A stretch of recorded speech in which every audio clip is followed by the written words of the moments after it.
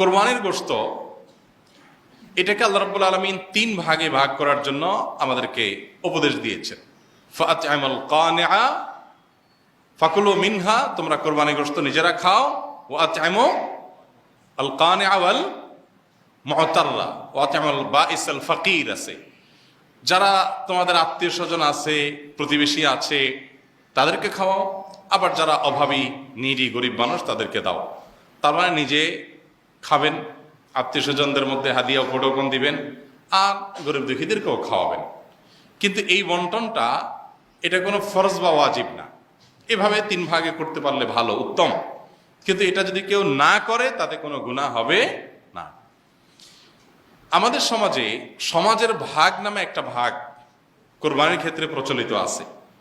অনেক এলাকাতে এলাকার কিছু মোড়ল মাতবররা তারা সকল কোরবানির পশু থেকে একটা অংশ, যে 1/3 করে তুলে নিয়ে আসেন, অথবা 1/3 পুরোপুরি না হোক বাধ্যতামূলক একটা অংশ তারা নিয়ে আসেন, এনে তারা তাদের মতো করে পুরো এলাকাতে বন্টন করেন। অনেক এলাকাতে যে কোরবানি দিয়েছে তাকেও দেয়, যে দেয় নাই তাকেও দেয়। এখন এই সমাজের ভাগ নামে যে ভাগটা বাধ্যতামূলকভাবে কালেকশন করা হয়, সেটা কোনো অবস্থাতে জায়েজ না। যদি বাধ্যতামূলকভাবে করা হয়, যদি জোরপূর্বক করা হয়। এখন আমার কোরবানির গোশত আমার কাছে নির্দিষ্ট কিছু গরিব আছে জানাশোনা, আমি তাদেরকে একটু দেব, কোনো গরিবকে একটু বাড়ায় দিব, কাউকে একটু কমায় দিব। আমার হয়তো আরো দূরে কোনো আত্মীয় আছে, তাকে আমি একটু পাঠাবো। এখন আপনি এসে সমাজের ভাগ নিয়ে আপনার মতো আপনি বন্টন করতেছেন। আপনি আমার থেকে নিয়ে আপনার মন মতো এভাবে বন্টন করবেন এবং সেটার জন্য সামাজিকভাবে এক ধরনের বাইন্ডিংস তৈরি করে দিবেন। এটা হলো জোরপূর্বক চাঁদাবাজির মতো।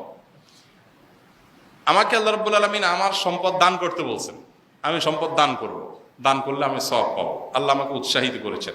এখন সমাজ থেকে যদি আমার কাছ থেকে বাধ্যতামূলক দানের টাকা নিয়ে যাওয়া হয়, নিয়ে তাদের মতো তারা গরিব মানুষকে দেওয়া হয়, ব্যাপারটা কেমন হবে? তো কোরবানির গোশতের ক্ষেত্রে অনেকটা এই পর্যায়ের অনেক এলাকাতে হয়। আমাকে অনেক ভাই বলেছেন এবং বিভিন্ন এলাকার ব্যাপারে আমরা খোঁজখবর নিয়েছি যে এরকম কিছু মানুষ তাদের মোড়লগিরি মাতবরি করার জন্য এটা একটা উপায় বাইর করছে। যে পরের ধানে পোদ্দারি একটা কথা আছে না, পরের ধনে পোদ্দারি। তো অন্যদের কাছ থেকে গোশত কালেকশন করে এনে উনি এবার এই প্যাকেট দিচ্ছে, ওখানে প্যাকেট দিচ্ছে, ইমাম সাহেবকে দিচ্ছে, মজেন সাহেবকে দিচ্ছে, উনি এখন মোড়ল হয়ে গেছে।